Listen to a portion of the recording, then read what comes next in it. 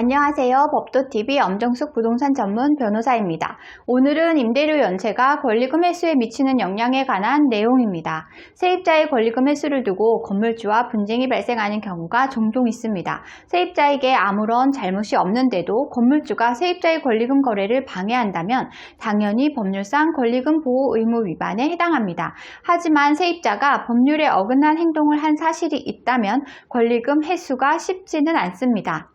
현실에서 건물주는 세입자가 임대료를 연체했을 때 바로 나가라고 하기 전 세입자의 보증금에서 연체한 임대료를 제하는 경우가 많이 있습니다. 이 경우 세입자들은 결과적으로 건물주에게 손해가 생기는 건 아닌데 권리금 거래까지 방해한다면 가혹한 처사라고 생각하는 경향이 있습니다. 하지만 법률상 임대료 연체 사실만으로 건물주가 권리금 거래를 거부해도 문제가 없기 때문에 세입자는 손해배상 청구 소송조차 제기할 수 없습니다. 법률 용어가 어려운 분들을 위해 용어 설명부터 하고 갈게요. 권리금이란 영업시설, 거래처, 신용, 영업상 노하우, 위치에 따른 이점 등을 기준으로 비롯된 금전적 가치를 뜻합니다. 손해배상 청구 소송이란 건물주의 방해로 권리금 회수 기회를 놓쳤으니 이에 상응하는 금액을 계산해 배상 도록 제기하는 일명 권리금 소송을 말합니다. 오늘 주제에 이어서 설명드립니다. 상가건물 임대차 보호법 10조 제1항 1호에는 임차인이 3기의 차임액에 해당하는 금액에 이르도록 차임을 연체한 사실이 있는 경우 건물주에게 세입자의 권리금 보호 의무에 대한 책임이 없다고 규정하고 있습니다. 따라서 건물주는 정당한 사유 없이 세입자의 권리금 거래를 방해하면 안 되지만 임대료가 3기 이상 연체된 사실이 있다면 권리금 거래를 거절해도 정당하다는 말입니다. 그렇다면 법률에서 규정한 3기 이상 임대료 연체는 무엇을 의미하는 것일까요? 문제가 되는 임대료 연체는 연체된 기간보다 총액이 중요하다는 사실을 명심해야 합니다. 가령 한 달 임대료가 100만 원이라고 가정해보면 연체된 금액이 300만 원이 될 때가 법률 규정 위반이 됩니다. 비록 세입자가 3개월을 연체했더라도 조금씩이라도 임대료를 지불해 3개월 연체 액수가 300만 원에 이르지 못했다면 세입자는 권리금 횟수를 주장할 수 있게 됩니다.